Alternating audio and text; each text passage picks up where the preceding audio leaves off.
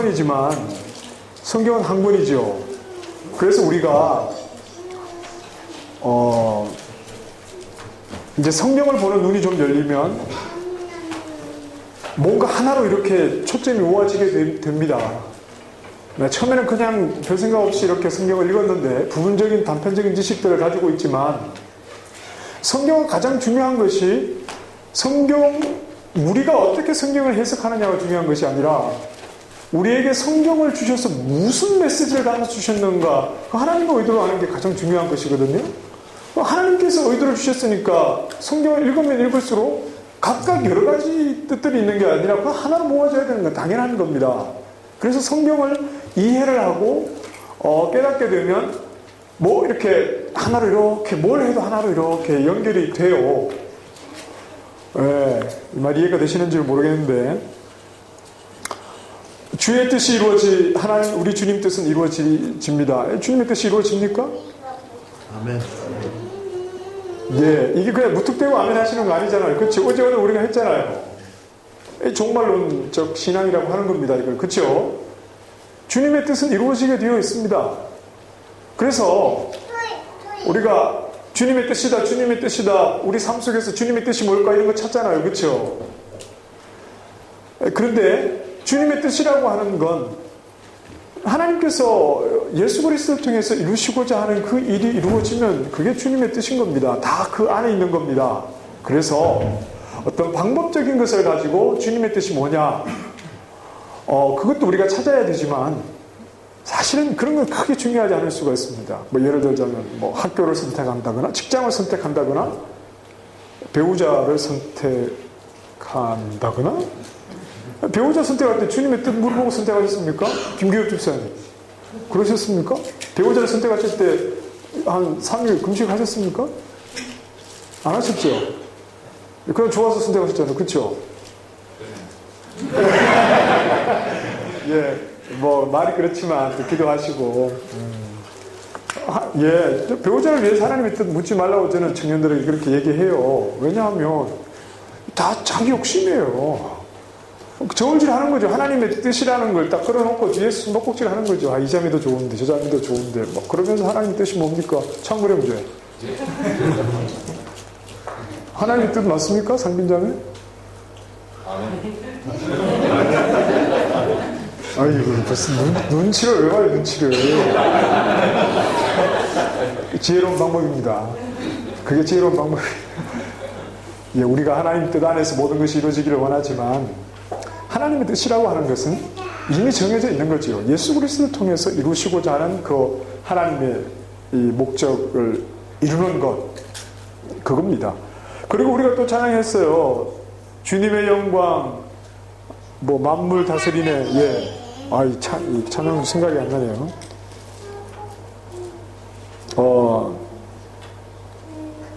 모든 만물 다스리는, 예, 뭐죠? 어디 갔죠? 예.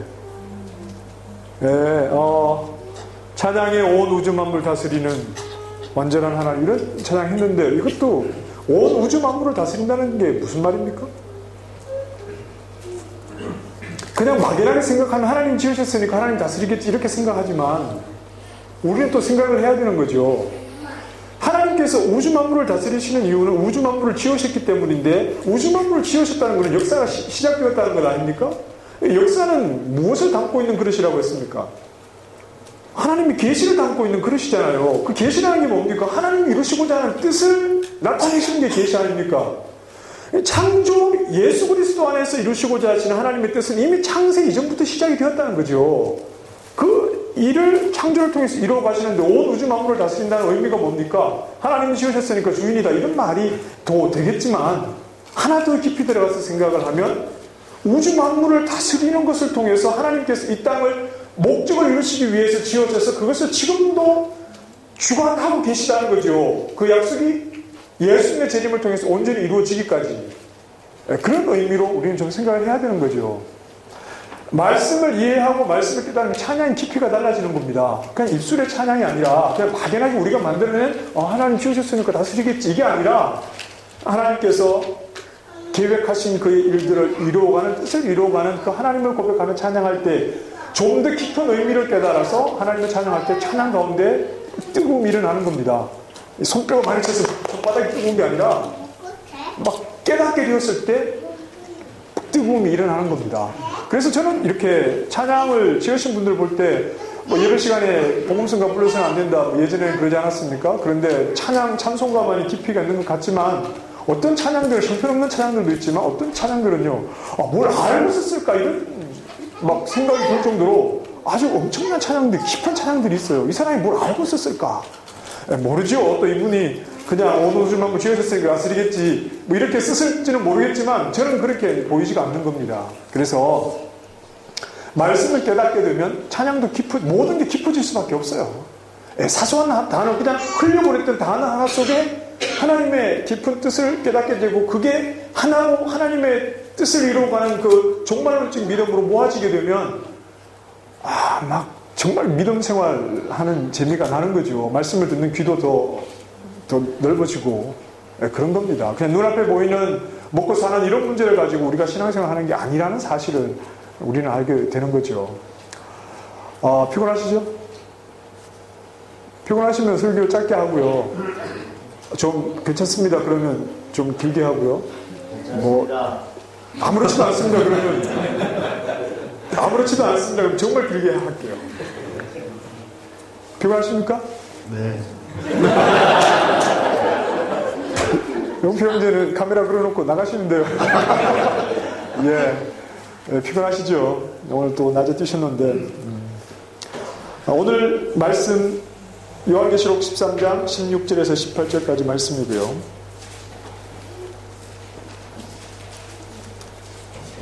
우리 같이 읽어볼까요? 13장 16절에서 18절입니다.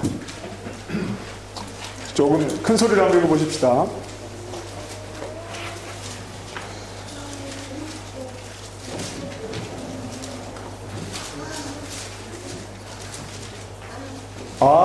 죄송해요. 제가 요한계시록인데 사도행전이라고 했어요. 미안합니다. 제가 피곤하군요. 성경을 찾으셨어요. 요한계시록 13장 16절에서 18절 시작. 그가 모든 자, 곧 작은 자나 큰 자나 부자나 가난한 자나 자유인이나 종들에게 그 오른손에나 이마에 표를 받게 하고 누구든지 이 표를 받은 자 외에는 매매를 못하게 하니 이 표는 곧 짐승의 이름이나 그 이름의 수라. 지혜가 너에 있으니 총명한 자는 그 짐승의 수를 세어보라. 그것은 사람의 수니 그의 수는 666이라. 아멘. 요한계시록에 대해서 궁금한 게 뭐냐 이렇게 물어보면요, 이제 가장 많이 이야기하는 것들 가운데 몇 가지가 있는데, 이제 하나는 천년왕국에 대해서 얘기를 하죠. 천년왕국이라고 얘기를 하고, 그러나 천년왕국은 요한계시록의 어떤 핵심 주제는 아닙니다.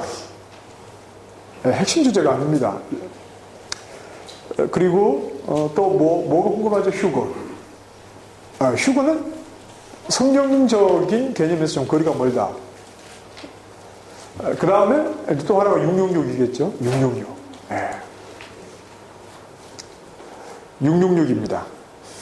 이 666이라고 하는 것은 우리가 사실 이제만 하면 또 터지는 하나의 그런 이슈들입니다. 교회에서 666. 요즘은 그 베리칩이라고 하는데 666인가 막 그러죠. 베리피케이션 칩이라고 해서 그 사람의 어떤 신원이나 정보를 확인해주는 소통만한 크기를 마이크로칩을 몸속에 집어넣는 건데요. 이건 이제 여러 가지 유익한 점이 있습니다. 뭐냐 하면 그 사람의 신원 정보가 있으니까 아이들을 잃어버렸을 때, 뭐 유괴를 당하거나 아이들 뭐죠? 분실이 아니고 뭐라고 하죠?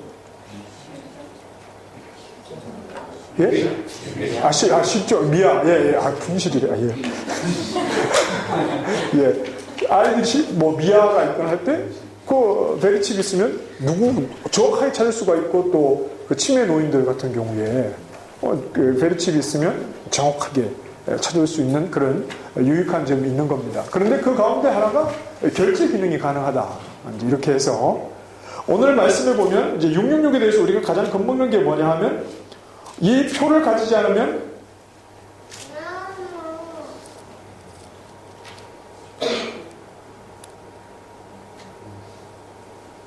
어디 있죠? 예, 예. 제가 정말 피곤한 거거든요. 누구든지 이 표를 가진 자 외에는 매매를 못하게 하나니 그랬습니다. 매매를 못하게 한다. 그러니까 뭐든지 현금이 아니라 뭔가 다른 대형물로 매매를 하게 된다. 이렇게 되면 666인가 이제 이렇게 사람들이 다 생각을 하는 겁니다. 미국 쪽에서 굉장히 이게 666이다 아니다 이런 대화들이 많았고요. 한국에서도 그렇습니다. 한국도 이 베리칩이 받아야 되냐 말아야 되냐 굉장히 심각하게 그렇게 생각을 하고 있죠. 물론 여기에는 이제 또 어떤 기술적인 그런 결함이라든지 여러 가지 또 문제점도 있습니다만 과연 베리칩이 666이냐 하는 겁니다.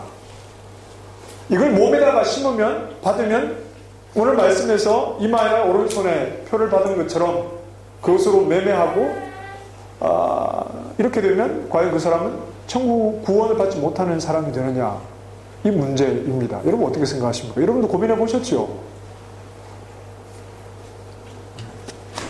예장 합동 측에서 한국의 대한예수교회 장로회 합동 측은 제가 신학교를 나온 교단입니다. 비교적 보수적 교단이라고 할 수 있는데요. 이게 워낙 사회적으로 문제가 되니까 예장 합동 측에서 지난 2013년도 9월 24일에 베리칩과 666에 관련한 총회의 신학적 입장 정리의건이라고 하는 최종 보고서를 제출했습니다. 다 공개가 됐는데요.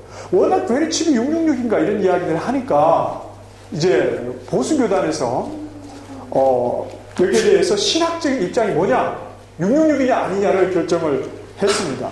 이렇게 시작을 합니다. 그 보고서에 보면 베리칩을 요한계시록 13장의 짐승의 표로 간주하고 그것을 받는 자는 구원에서 끊어진다는 주장은 해당 본문에 대한 오해와 광신 이데올로기 그리고 주관적인 상상력의 지배를 받은 억지스러운 해석의 결과다.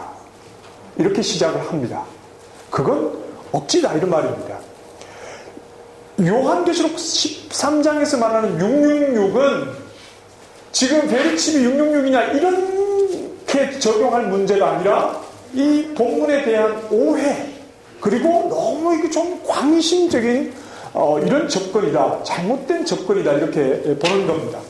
666은 1세기 하나님에 대한 신앙을 가로막는 하나님께 돌아가야 할 영광을 가로채는 어떤 인물에 대한 것이 1세기의 666으로 지목되었던 자였고 발전하는 과학 문명에 대한 거부감으로 666이 나타나서는 안 된다. 이렇게 얘기를 하는 겁니다. 그리고 최종적으로 본 교단은 요한계시록 13장에 등장하는 666과 베리칩을 동일한 것으로 연관 짓는 것은 분명히 비성경적임을 확인한다.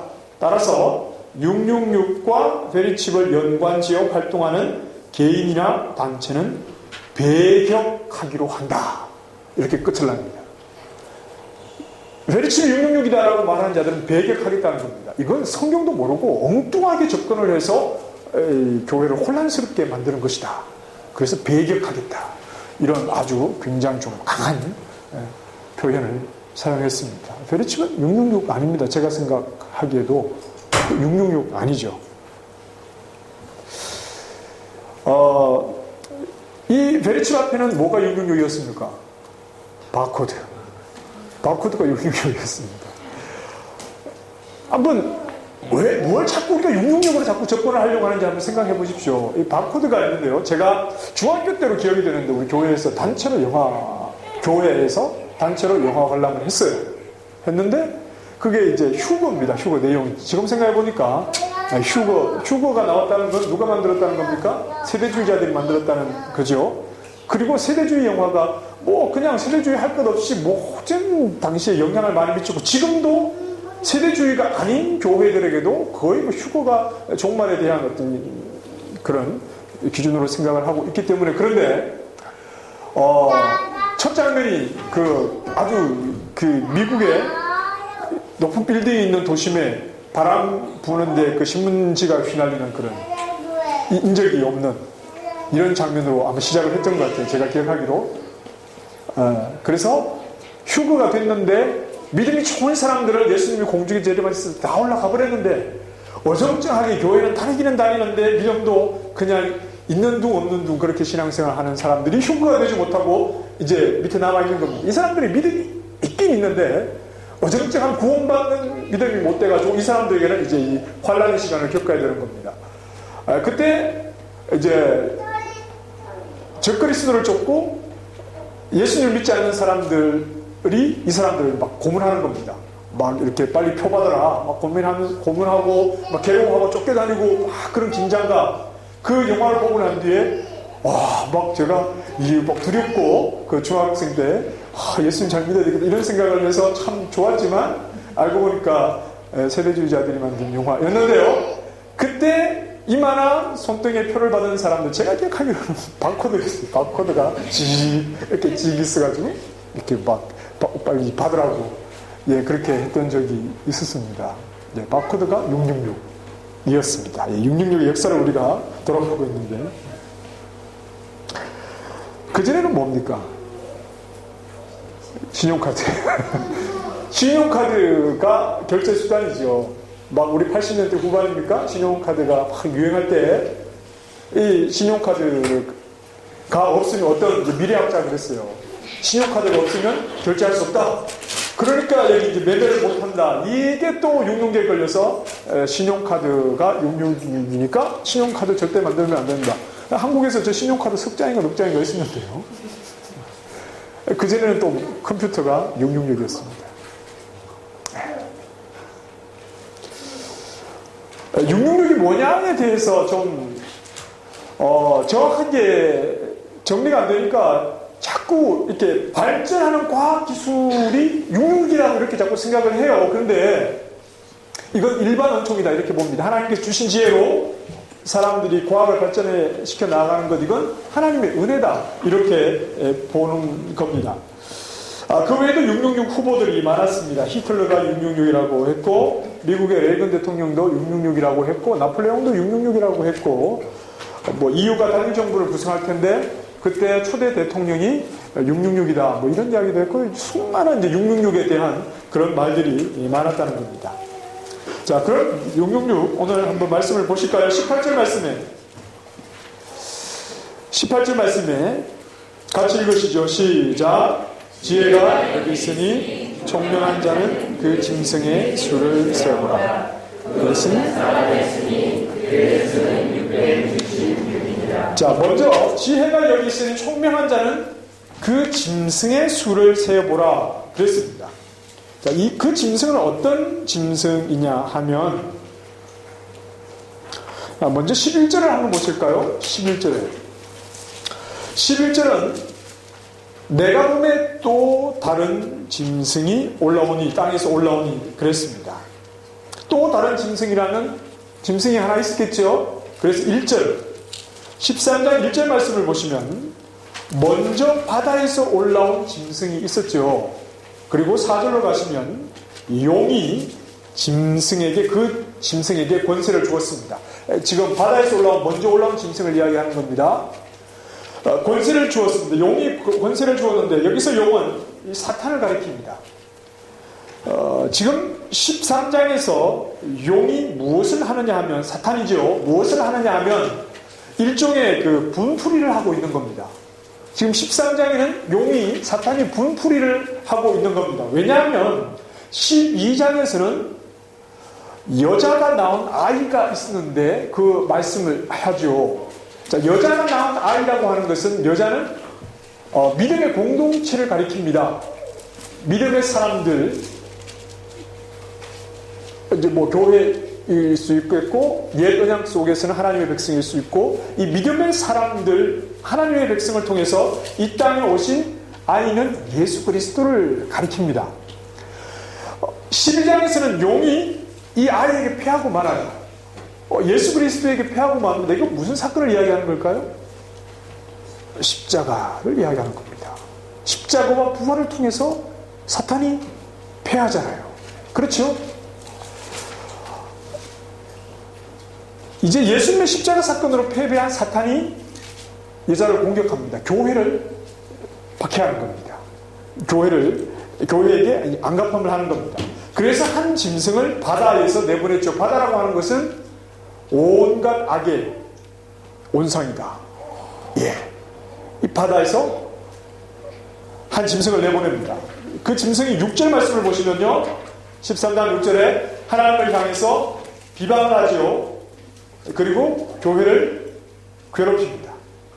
7절에 권세를 받아서 성도들과 싸워 이기게 되고, 이 말은 교회를 박해하고 교회를 억압했다, 이런 내용이겠죠. 각 족속과 네 가지가 나옵니다. 백성과 방언과 나라를 다스리는 권세를 받았다. 이 말은 굉장한 영향력을 가지고 땅에서 그 어떤 영향력을 행사하고 있었다라는 겁니다. 자, 이제 또 다른 짐승이 올라오죠. 11절 말씀에서 사탄이 짐승을 한 마리 더 땅에 보내서 누구를 괴롭히겠다는 겁니까? 성도들을 괴롭히겠다는 거죠. 그런데 그 모양이 어떻습니까? 11절 말씀. 어린 양같이 두 뿔이 있고 그랬습니다. 자, 어린 양같이 두 뿔이 있다. 요한계시록에서 어린 양은 예수 그리스도를 가리키는데, 두 뿔을 가진 게 마치 얼핏 보면 예수 그리스도 같다, 이런 말입니다. 그런데 생긴 건 어린 양같이 생겼지만 말은 어떤 말을 합니까? 용처럼 말을 합니다. 용과 같은 권세 있는 말을 합니다. 그리고 사탄의 말을 하는 거죠. 생긴 건 양같이 생겼지만 실제는 사탄에 속한 자다, 이런 말입니다. 그럼 둘째 짐승이 하는 일이 뭡니까? 둘째 짐승이 하는 12절 말씀을 보시면 처음 짐승에게 경배하게 하지요. 둘째 짐승이 하는 일은 처음 짐승에게 경배하게, 사람들을 경배하게 만드는 일을 하는 것이 바로 이 둘째 짐승이 하는 일입니다. 용이 지상에 있는 교회들을 박해합니다. 그것을 위해서 두 마리 짐승을 땅에 보냈는데, 첫 짐승은 하나님을 비방하면서 교회를 박해하고 있고, 두 번째 짐승은 하나님을 비방하던 그 첫 번째 짐승에게 경배하도록 하는 일을 하고 있다. 그럼 첫 짐승과 두 번째 짐승은 무엇을 의미하느냐? 어떤 이들은 첫 짐승은 하나님을 무시하는 정치 권력이다. 그리고 둘째 짐승은 그 정치 권력에 아부하는 종교 집단이다. 어린 양처럼 생겼으니까 예수님을 따르는 그 같은 무리지만 사실은 권세를 가지고 있는 그 첫째 짐승에게 아부하고 그 첫째 짐승의 말을 따르고 결국은 그 첫째 짐승을 섬기하는 이런 일들을 하는 어떤 종교 집단이다, 이렇게 종교 권세로 봅니다. 그래서 로마 황제와 로마 교황과의 이런 관계가 아닌가, 이렇게 보는 견해가 있습니다. 자, 어쨌든 이 두 번째 짐승이 하는 일은 처음 짐승에게 경배하게 하는 일입니다. 18절 말씀에 경배를 받는 짐승의 수가 있는데, 그 짐승의 수는 사람의 수지요. 여기 사람이라는 말이죠. 그 사람의 수가 얼마라고요? 666이다. 경배를 받는 짐승은 바로 사람이었고, 그 사람의 수가 666이다, 이렇게 말했습니다. 여기서 보니까 그의 수는 이렇게 말했죠. 그러니까 이건 단수입니다. 여러 사람을 가리킨다기보다 하나를 가리켜서 그의 수는 666이다, 이렇게 말합니다. 자, 이제 게마트리아라고 하는 건데요, 알파벳을 헬라어나 또는 히브리 알파벳을 가지고 그걸 숫자로 사용하는 겁니다. 예를 들어서 이런 겁니다. 제가 정 아닙니까? 정의 지읒은 50이다. 어라고 하는 모음은 1000이다. 이형은 100이다. 그러면 정은 숫자를 어떻게 표현할 수 있습니까? 1150. 그렇죠. 저를 만들 수 있는 거죠. 1150. 제가 1150 뭐 이렇게 하면 당시에는 이런 식으로 게마트리아법으로 해서 사람을 표현하는 예들이 있습니다. 나는 예를 들어서 뭐 555다 뭐 이렇게 말한다거나 이렇게 표현하는 방법들이 있었는데요. 여기서 666이라 이렇게 말하는 것은 이제 게마트리아로 표현을 한 겁니다. 여기서 한 가지 분명했던 것은 사도 요한이 누군가를 가리켜서 666이다 이렇게 표현을 했다는 것은 1세기에 그 아시아에 있는 교회들을 헷갈리게 하려고 그랬을까요? 666이라고 하면 666이 뭐지? 막 교회들이 막 헷갈렸을까요? 그렇지 않았다는 겁니다. 666은 우리나 헷갈리지. 지금 1세기에 직접 요한이 써준 계시록을 읽었던 독자들은 666이라고 했을 때 이렇게 생각을 했다는 겁니다. 단지 묵시라는 방법이었기 때문에 묵시라는 문학적인 방법으로 계시록을 기록했기 때문에 명확하게 밝히진 않았습니다. 묵시가 명확하게 밝히지 않고 어렴풋하게 미래의 일을 어떤 상징을 통해서 드러내는 것 아닙니까? 그러다 보니까 명확하게 이름을 밝히진 않고 666이라고 게마트리아식으로 표현했지만 이건 사람들이 누군가 하는 것을 이미 감을 잡고 있었다는 말이죠. 그러나 우리 감을 잡지 못하는 우리는 굉장히 헷갈려하고 666에 대해 다양한 의견들을 내고 있습니다. 다양한 의견들을 내고 있는데 100% 정확하지는 않습니다만 이 666이 누구냐 하면 네로 황제를 의미하는 것이다.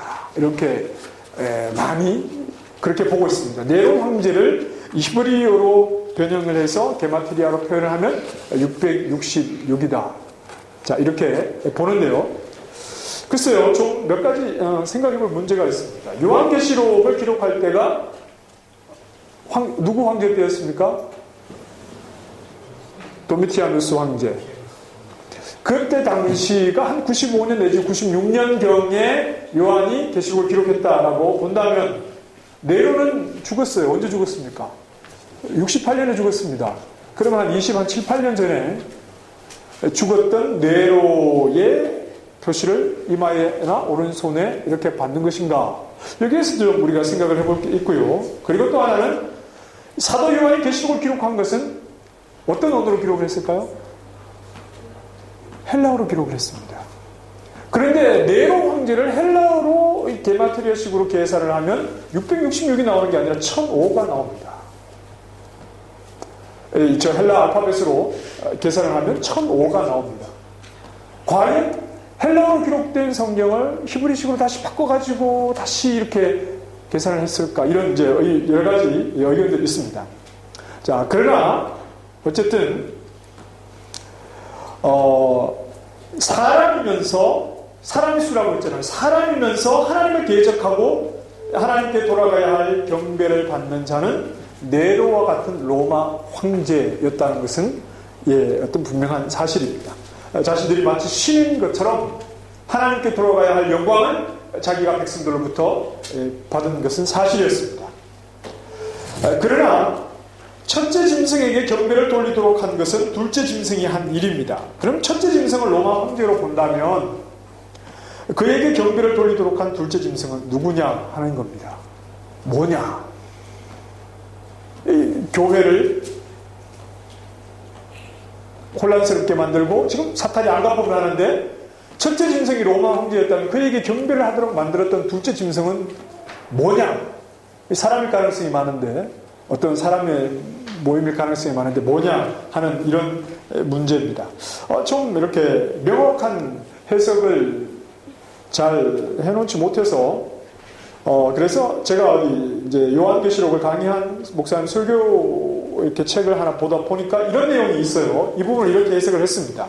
자, 로마 제국은 로마의 중앙 정부가 있고 그 외에 많은 도시 국가들로 그렇게 형성이 되어 있는데 이 중앙의 로마 정부의 힘이 워낙 강력해서 이 주변의 도시 국가들을 잘 이렇게 관리가 되었던 거죠. 통치를 하고 있습니다. 이 도시 국가들이 로마 제국에 편입이 되면서 연합 공동체를 하나 만들었는데 그 연합체 이름이 뭐냐 하면 그것을 아시아 연합 공동체라고 하는 공동체를 만들었다는 겁니다. 이들은 정기적으로 모여서 이제 회의를 하고 무엇보다도 이 아시아 연합 공동체에서 중요하게 생각했던 일은 뭐냐면 로마 황제를 섬기는 일, 로마 황제를 숭배하는 일에 이 아시아 연합 공동체가 어떻게 할 것인가 하는 부분을 굉장히 이들이 중요하게 생각했다는 겁니다. 이 일을 위해서 그 일을 맡은 어떤 관리들도 선출을 했고, 그 관리가 하는 일은 마치 로마 황제를 예배하는 제사장과 같은 그런 역할을 그 관리가 했다는 겁니다. 그 직함이 성경에도 나옵니다. 성경에도 나오는데 사도 바울이 에베소에서 전도를 하던 중에 일어났던 소동 가운데 이런 게 있습니다. 사도행전 19장 30절 말씀을 보시면 바울이 잠도 오니까 한번 찾아보시겠습니까? 예, 찾아서 한번 읽어보시죠. 사도행전 19장 30절 31절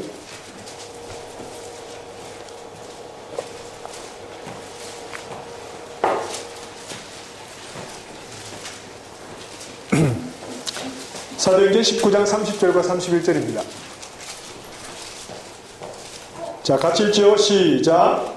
바울이 백성 가운데로 들어가고자 하나 제자들이 말리고 또 아시아 관리 중에 바울의 친구된 어떤 이들이 그에게 통지하여 연독장에 들어가지 말라. 예, 아시아 관리 중에 바울의 친구된 어떤 이가 있습니다. 아시아 관리. 이 아시아 관리가 아시아 연합 공동체에서 로마 황제를 섬기도록 제사장 역할을 하도록 뽑은 사람이 바로 이 아시아 관리라고 하는 사람입니다. 로마 황제를 섬기고 로마 황제를 섬기는 신전을 주관하는 이런 일들을 이 아시아 관리가 했습니다. 그렇다면 로마 황제를 경배하도록 한 두 번째 짐승은 아시아 연합 공동체, 이렇게 보는 거죠. 로마 제국 안에 있던 아시아 연합 공동체가 로마 황제 숭배하는 일을 추진했습니다. 그럼 로마 황제 숭배는 이렇게 나타났죠. 다시 오늘 본문으로 오셔서 13장 16, 17절을 한번 읽어보겠습니다. 자, 16, 17절 시작. 그가 모든 자, 곧 작은 자나 큰 자나 부자나 가난한 자나 자유인이나 종들에게 그 오른손에나 이마에 표를 받게 하고 누구든지 이 표를 가진 자 외에는 매매를 못하게 하니 이 표는 곧 짐승의 이름이나 그 이름의 수라. 자, 당시 경제활동을 하려면 상인조합에 가입을 합니다. 길드라고 하는 상인조합에 가입을 하는데 가입을 하는 절차가 뭐냐 하면 로마 황제에게 절을 하는 것으로 합니다. 그래서 로마 황제를 숭배하고 그 앞에 절을 하지 않고는 이 상인조합에 들어갈 수가 없습니다. 상인조합에 들어가야지 거래를 마음껏 하며 자유롭게 살 수가 있습니다. 단순히 경제활동뿐 아니라 16절 말씀에 보면 모든 자, 큰 자나 작은 자나 부자나 가난한 자나 자유인이나 종들이나 할 것 없이 모두가 그 사회에서 부패를 느끼지 않고 정상적인 생활을 하려면 이 로마 황제를 숭배하는 일을 해야 합니다. 그 앞에 절을 하는 일을 해야 합니다. 향을 피우고 그 앞에 가서 숭배하는 일을 해야지 당시 사회에서 생활하는 데는 문제가 없다는 겁니다. 어떤 필수적인 환경이었는데 황제 형사 앞에 가서 분양하고 절을 하면 어떤 증표를 하나 받는답니다. 그 증표가 없으면 이렇게 거래하는 게 안 됐고 서로 어떤 통행하는데도 제한이 있었고 들통이 나면 고발을 당하거나 고문을 당하거나 목숨을 잃어야 하는 황제가 다스리는 나라의 황제를 숭배하지 않았기 때문에 어떤 그런 어려움들이 있었습니다. 그래서 절하지 않고 살려면 어떻게 해야 했을까요? 도망을 가야죠. 그 사회 안에 있는 것이 아니라 도망을 가야 되는 겁니다. 카타콤이라든지 어떤 외곽으로 사람들이 없는 곳으로 이렇게 도망을 가야만이 살 수 있었겠죠. 숨어야 했고 그들은 손해를 봐야 했고 많은 것을 포기해야 했던 그런 상황입니다. 자, 그러나 1세기의 성도들이요, 모든 성도들이 그랬던 것은 아닙니다만, 그러나 1세기의 성도들은 그런 삶을 선택을 합니다. 로마 황제 형상에 가서 분향하고 그게 앞에 절하고 이걸 못해서 그들은 경제적으로 손해를 보고 사회에서 굉장히 외톨이가 되고 그리고 지금까지 안전하게 살고 있었던 그 모든 것을 떠나서 안 그러면 죽어야 하니까 흩어지는 거죠. 떠나가는 겁니다. 숨어버리는 겁니다. 손해를 당하고 많은 것을 포기를 했다는 겁니다. 그런 삶을 선택했던 이유는 하나입니다. 신앙의 순결함을 지키기 위해서 그랬다는 겁니다. 그들에게 굉장히 피부에 와닿는 그런 문제점이 있었습니다. 내가 예수 그리스도를 나의 구주로 영접하고 고백하고 살아가는 사람이었다면, 교회 성도였다면, 하나님의 백성이었다면 그들의 환경이 굉장히 그 부분을 건드릴 수밖에 없는, 그것을 피해서는 살아갈 수 없는 그런 문제에 부딪혔습니다. 이때 내가 예수 그리스도를 구주로 영접하고 주님으로 섬기는 것은 한 번쯤, 두 번쯤 로마 황제에게 저래도 괜찮겠지, 이런 차원이 아니라 그들에게는 그 신앙의 주님만을 향한, 살아계신 주님만을 향한 그 신앙의 순결함을 지키기 위해서 그들은 무엇을 포기했냐면 집을 포기하고 사회적인 이익들을 포기하고 그동안 자기가 쌓아놓은 것들을 포기하고 숨어버린 겁니다. 포기하고 손해를 본 겁니다. 한 가지를 위해서, 내 마음에 한 부분의 그림자도 없이 온전히 내 마음을 주님께 드리고자 하는 그 주님을 향한 순결함, 그것을 지키기 위해서 그들은 많은 것을, 이 땅에 어쩌면 모든 것을 그들은 포기했다는 겁니다.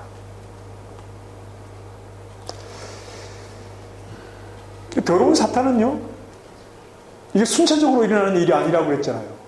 사탄이 교회를 공격하는 것은 순차적으로 일어나는 일이 아니라 다양한 방법으로 일어나고 있습니다. 그렇다면 우리가 어제 생각했던 것처럼 초대교회 성도들의 어떤 그 혼합주의에 대해서 넘어진 교회들도 있었지만 거기에 대해서 강한 거부감을 가지고 믿음을 지켜낸 교회가 있었다면 오늘 우리 시대에도 마찬가지고, 이게 다른 것이 아니라 우리 주님을 향한 신앙의 그 순결함을 지키기 위해서 사회적으로 많은 것을 잃었다면 우리 역시 이런 문제 앞에 서 있는 겁니다. 내가 주님을 향한 신앙의 순결을 지키기 위해서 나는 무엇을 잃고 있는가? 사회 구조라는 게, 더러운 사탄이 지금도 교회를 공격하고 있기 때문에 믿음을 가지고서 어떤 걸림도 없고 어떤 제약도 없고 어떤 문제도 없이 그냥 모든 것을 다 할 수 있는 구조는 아닐 겁니다.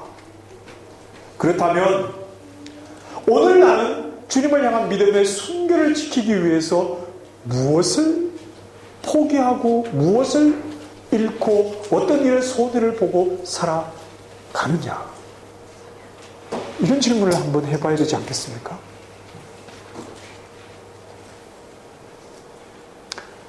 우리 스스로에게 조용히 물어봐야 합니다. 나는 지금 신앙에 순결함이 있는가? 주님을 향한 신앙의 순결함이 있느냐?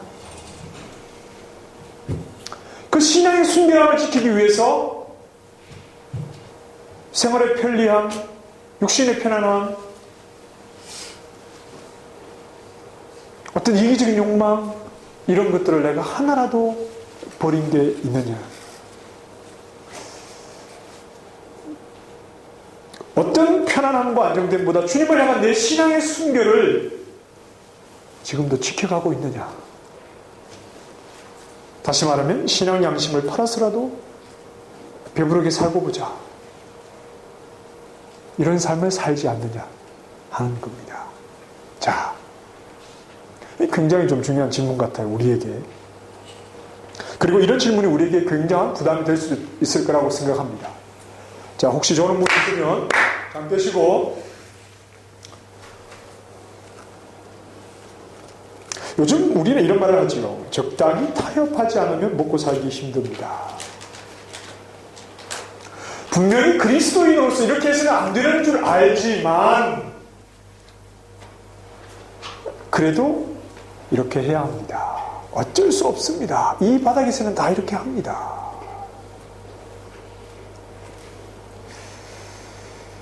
어떻게 해서는 좀 분명히 이것이 옳은 방법만은 아니지만 그래도 좀 타협을 하지 않으면 이 땅에서 성공할 수 없습니다.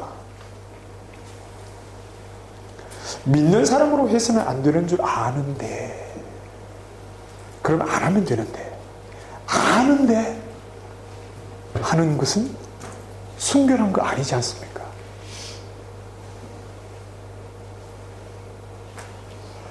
굉장히 부담이 되실 수 있어요.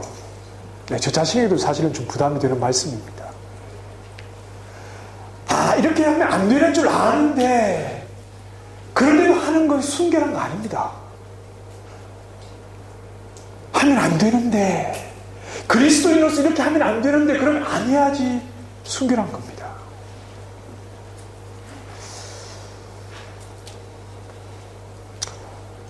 먹고 사는 것, 이렇게라도 하지 않으면 먹고 살기 힘듭니다. 먹고 사는 것은 타협으로 해결되는 문제가 아닙니다.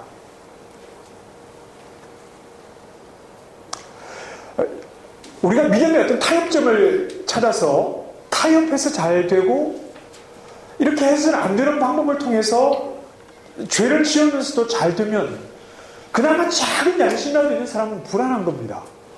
그렇지 않습니까? 분명히 하나님이 원하시는 방법이 아닌데도 그 방법을 통해서 뭔가 잘 되면 불안한 겁니다. 어떤 불안함이 생깁니까? 잘 올라가다가 언젠간 하나님 나를 치실 거야. 이런 불안함이 있는 겁니다. 먹고 사는 것은 타협으로 해결되는 문제가 아닙니다.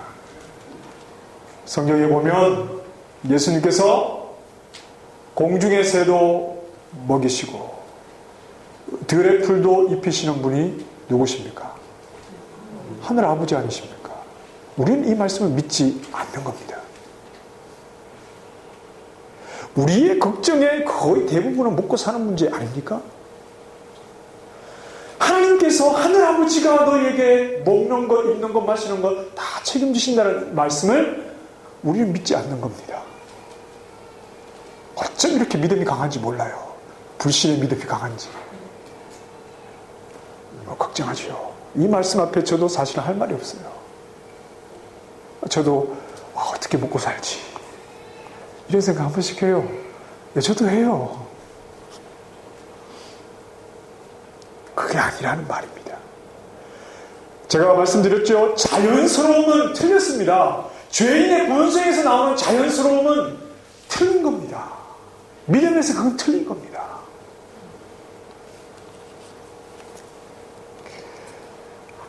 하나님 살아계십니까? 아멘. 거짓말 아닙니까? 하늘아버지가 하시는 일이 뭡니까? 예수님이 말씀하셨잖아요. 염려하지 마. 왜요? 염려하니까. 죄인의 본성들은 다 염려하고 살아가니까. 그러니까 염려하지 마. 너에게 하늘아버지가 있잖아. 아시아 연합 공동체 관리가 있던 곳이 어디였죠? 에베소였습니다. 그곳에 관리가 있었으니 당연히 황제를 섬기는 일에 열심히 했겠죠. 그곳에 교회가 있었습니다. 에베소 교회. 그 교회가 얼마나 시달렸을까요?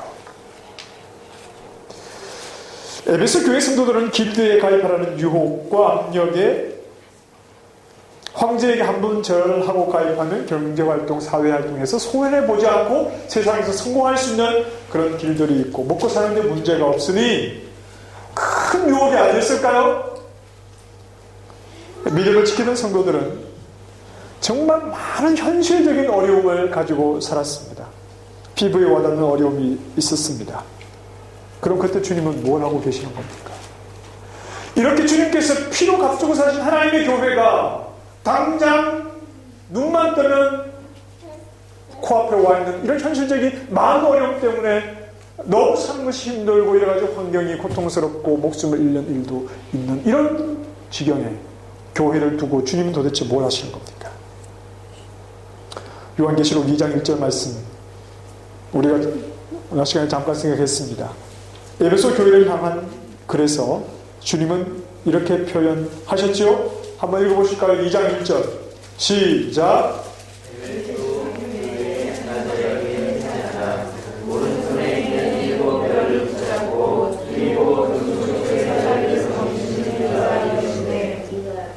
주님은 어디에 계시는 겁니까? 금초대 사이에. 에베소 교회가 어려움을 겪고 있을 때 주님은 어디에 계셔서 뭘 하고 계시는 겁니까? 교회에 함께 계시는 겁니다. 그러면 주님이 교회에 계시는 어려움들을 좀 해결해 주셔야죠. 어려움을 좀 물리쳐 주셔야죠. 그겁니까? 요한계시록의 메시지는 그게 아니었죠. 주님이 함께 하시니 어려움을 어떻게 하라는 겁니까? 인내하라는 겁니다. 포기하지 말고 견디라는 겁니다. 진정한 통치자는 하늘의 보좌에 앉으신 주님이니까 눈에 보이는 세상 보좌에 앉은 저 로마 황제의 머리 숙이지 말고 함께 하시는 하나님으로 믿음의 순결함을 지켜 나아가라는 겁니다. 누가 도우십니까? 교회와 함께 하시는 주님이 그들의 믿음을 도우시는 것 아닙니까? 믿음의 사람이 해서는 안 되는 일을 할 때 최고의 항변은 이겁니다. 먹고 살기 위해서. 먹고 살려니까 어쩔 수가 없었습니다. 그 말이 주님께 통하느냐 하는 말입니다. 주님을 믿는 사람이 해서는 안 되는 일이지만 먹고 살기 위해서 어쩔 수 없었어요. 이게 주님 앞에서 통하겠느냐 하는 말입니다. 통합니까? 안 통합니다. 먹고 살기 힘들어서 어쩔 수 없는 그 상황에 누가 지켜보고 계십니까? 주님이 함께 계시잖아요. 먹고 살기 위해서 정말 어쩔 수 없어서 죄의 손을 대기 전에 우리는 하나님 앞에 또 엎드려야 되는 겁니다. 정말 먹고 살기 힘들어서 어쩔 수 없는 상황에 하나님이 싫어하는 줄 알면서 나고 죄로 나가기 전에 우리는 한 번 더 주님 앞에 엎드려야 하는 겁니다. 함께 계신 주님, 제가 죄의 자리에 빠지지 않기 원합니다. 함께 하시는 주님 도와주십시오. 믿음이 흔들리지 않게 도와주십시오. 이 상황에서 어떻게 해야 하는지 하나님 도와주십시오. 너무 쉽게 먹고 살기 위해서 덥석하고 죄를 붙잡는 것이 아니라 그 자리에서도 정말 믿음의 순결함을 지키기 위해서 우리는 살아계신 하나님, 우리의 먹고 마시고 있는 것을 책임지시는 아버지께 더 나아가서 더 의지하고 하나님의 도우심과 하나님의 방법을 구하는 것이 중요하다는 겁니다. 666은 하나님을 대신하려는 인간에게서 나오는 모든 것들입니다. 오직 우리 마음속에 주인으로 모신 그 하나님 한 분만을 섬겨야 하는 그 신앙의 순결함을 버리도록 그 순결함을 더럽히게 만드는 모든 것이 666이겠지요. 하나님 앞에 서야 하는 나를 무너뜨리는 것. 666은 용이 권세를 주어서 지금도 주님의 교회와 성도들을 무너뜨리는 그 짐승은 지금도 있다는 사실을 알아야 합니다. 그리고 우리는 우리 믿음의 순결함을 지키기 위해서 정말 깨어 있어야 한다는 사실입니다. 경제적인 사회에서 안정된 삶을 살아가는 것, 세상에서 남부럽지 않게 가지는 것, 1세기 교회 성도들에게는 이런 것이 중요했던 것이 아니라 주님을 향한 믿음의 순결함, 내 마음을 온전히 주님께만 드리는 것, 이것에 다른 것이 들어와서 나를 오염시키는 것을 그들은 받아들일 수가 없었습니다. 그래서 그들은 차라리 그런 것들을 잃어버리겠다는 겁니다. 포기하겠다는 겁니다. 손해보겠다는 겁니다. 그러나 주님만을 향한 내 마음 온전히 주님께 순결하게 드리겠다는 것.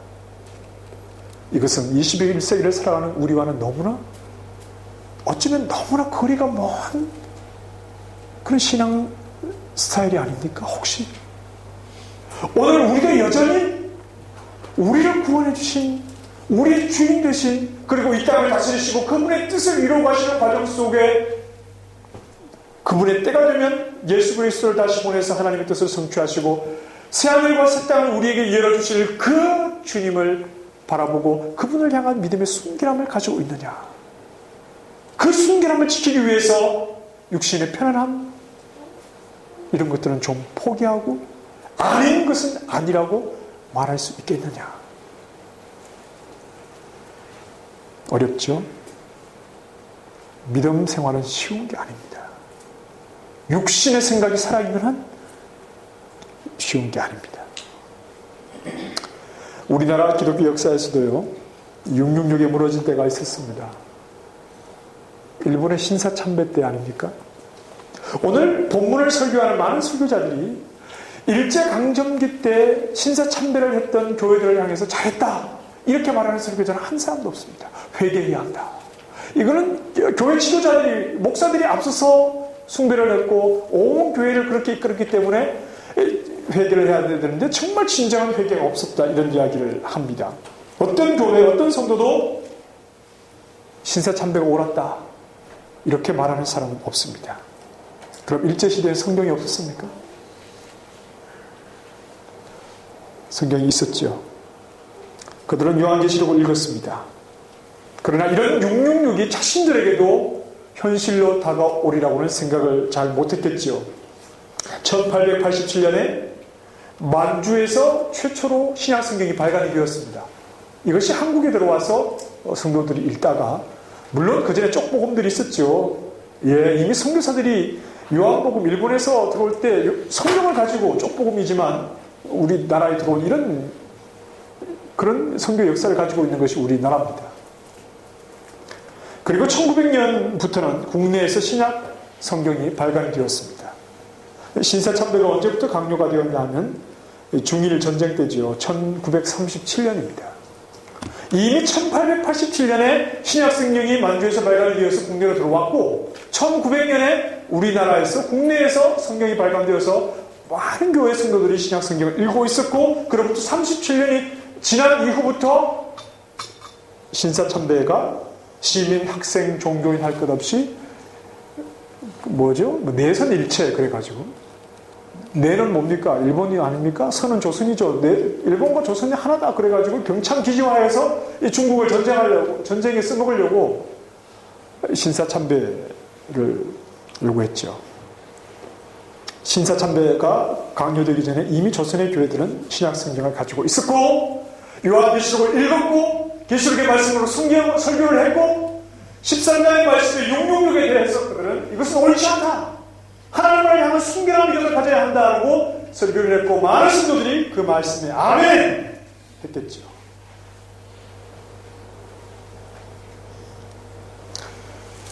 로마 황제에게 머리를 숙이지 않고 많은 것을 잃어버리고 심지어 목숨까지 잃어버리고 믿음의 순결을 지키려고 했던 1세기의 성도들이 옳았다, 우리도 그런 믿음을 살아야 믿음 생활을 해야 한다고 생각을 했겠죠. 그러나 막상 그 문제가 현실로 다가왔을 때 그들은 666을 숭배하고 말았습니다. 당시 교회 주보에 보면요, 주일 예배를 드리고 마지막 목사님 축도하기 전에 다 같이 온 성도가 천왕을 향해서 머리를 숙였다는 그 순서가 들어가 있었다는 겁니다. 자, 오늘 우리는 믿음을 지킨 1세기 성도들이 옳았다고 생각을 합니다. 그렇죠? 일제시대 신사참배를 했던 당시의 교회들을 욕하고 있습니다. 지금 우리 자신에게도 질문을 해봐야 합니다. 여러분 자신 있습니까? 믿음을 지킬 자신이 있습니까?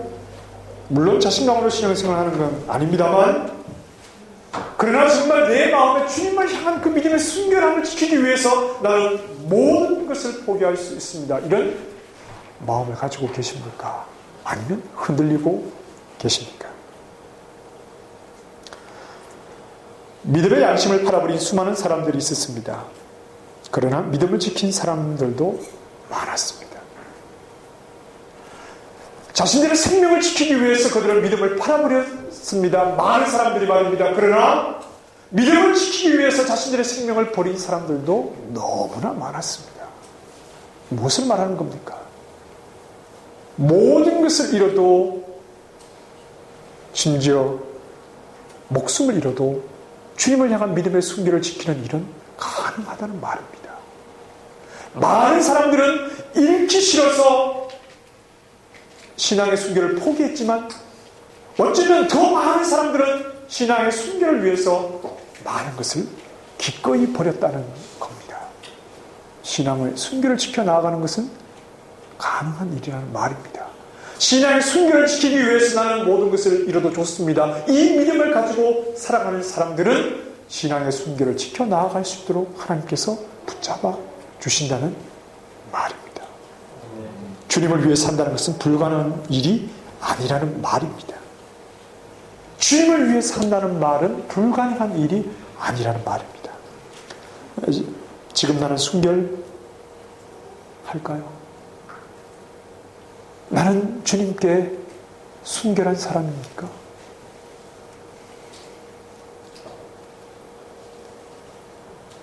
그렇지 못하다면 우리는 아직 기회가 있을 때 회개해야 합니다.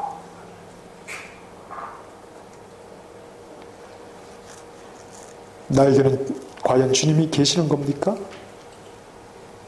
지금도 내 마음속에는 그 주님이 가장 소중한 분으로 계시는 겁니까?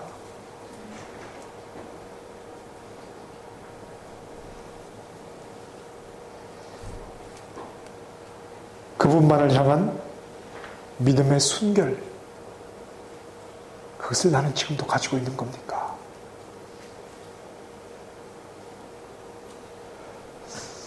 좀 반주를 좀 부탁드리고요. 불도 좀 꺼주시면 좋겠습니다.